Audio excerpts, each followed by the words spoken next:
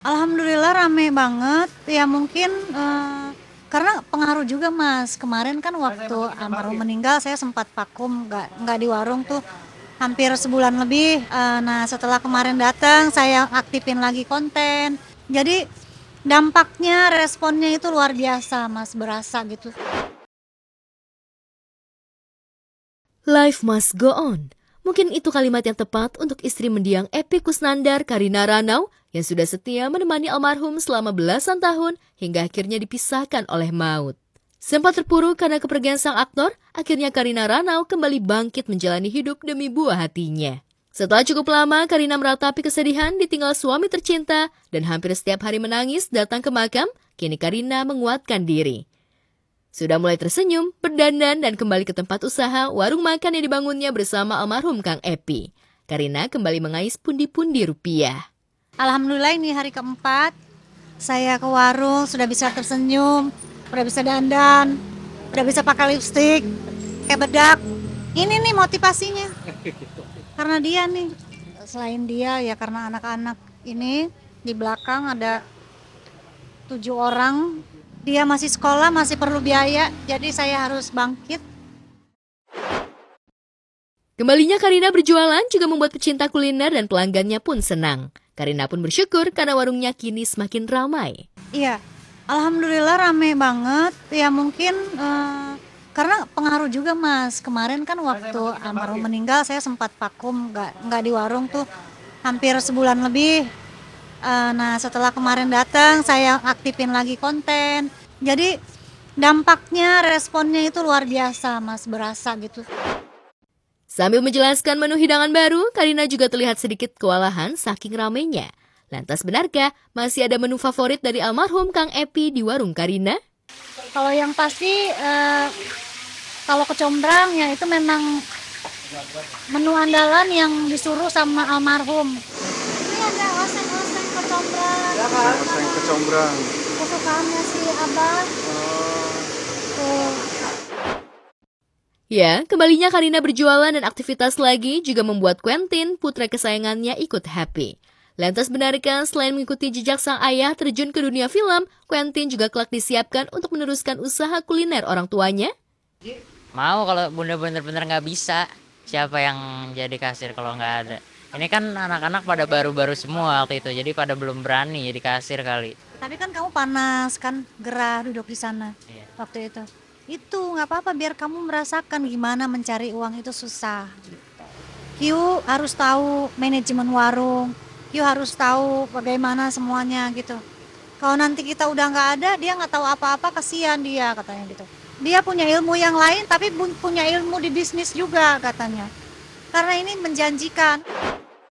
Dukungan untuk Karina juga datang dari sahabatnya Gilang Dirga. Presenter kondang itu pun menyempatkan singgah ke warung Karina dan Kang Epy untuk membeli beberapa bungkus hidangan. Lantas seperti apa Gilang melihat kerja keras Karina dalam menghidupi keluarga pasca ditinggal wafat Kang Epy? Nah hari ini gue sempetin banget, gue emang sengaja nggak makan dari pagi. Jadi pas makan siang, gue mau kesini. Karena udah lama banget gue pengen kesini. Kebetulan kan gue emang suka jukut juga kan. Jukut goreng itu gue suka banget. Satu kampung pula kan, jadi ya kita harus saling support. Yuk Karin ini, Ayu gitu, gue manggilnya bahasa Palembang tuh kakak lah. Dia pekerja keras, jadi ya bisa kita lihat bahkan kalau cuma sekedar nerusin aja rasa nggak enak, gua rasa orang juga nggak bakal balik-balik. Tapi ini membuktikan banyak orang balik ke sini berarti rasanya juga enak. Dan Semuanya rapih deh kalau ada bunda, soalnya kalau misalnya di tempat yang bunda anggap rumahnya, itu harus rapih. Berarti ini tuh udah jadi rumah bunda.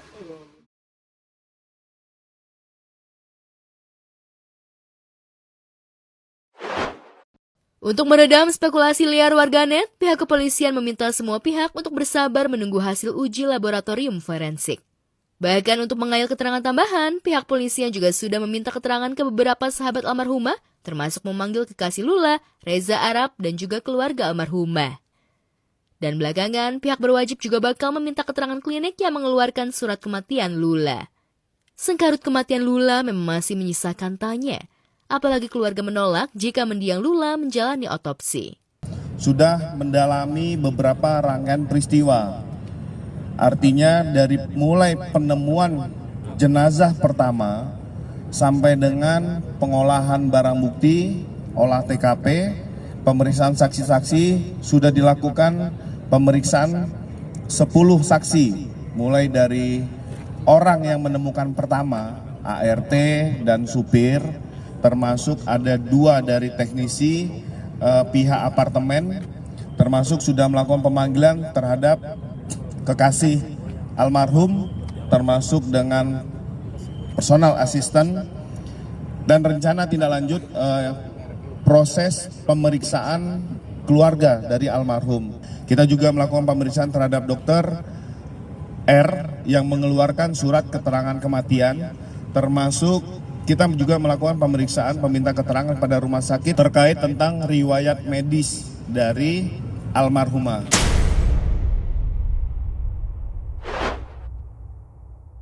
Di tengah proses penelusuran kematian Lula, ungkapan Kepala Badan Pengawas Obat dan Makanan, Taruna Ikrar, tiba-tiba mengeluarkan statement cukup kontroversial.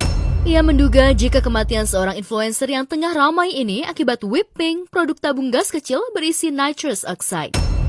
Produk ini menjadi sorotan publik pada awal 2026 karena maraknya fenomena penyalahgunaan sebagai obat rekreasional untuk mendapatkan efek euforia atau mabuk gas.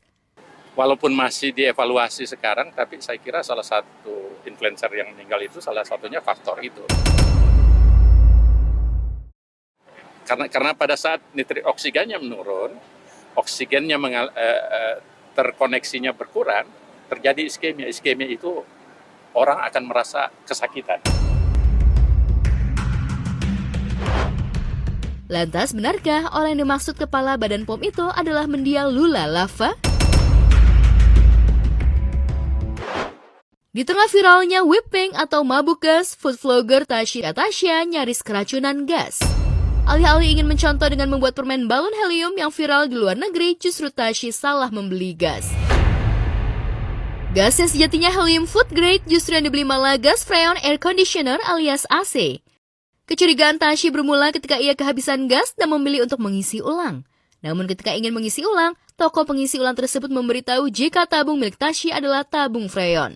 Mengetahui hal tersebut, Tashi langsung panik. Kita tuh lagi mau bikin permen balon helium kayak di Amerika gitu. Nah aku tuh udah beli heliumnya di online dan tulisannya benar-benar gas helium. Aku coba juga hasilnya benar-benar seperti balon mengembang dan ada beberapa yang bisa terbang juga. Masalahnya pada saat setelah aku hidup itu aku nyium baunya tuh nggak enak banget. Nah pas gasnya habis inilah kita tuh mulai nelponin buat isi refill helium. Dan setiap kita fotoin gasnya, orang helium tuh bilang itu bukan tabung helium mbak, itu tabung R32, isinya itu freon. Dan setelah aku searching, ternyata tabung freon ini tuh tidak boleh diisi ulang oleh gas apapun. Jadi ini bisa bahaya banget.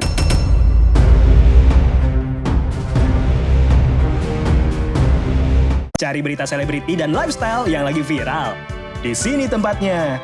Yuk subscribe, like, dan share. Oke Zone Vibes. All the vibes you need.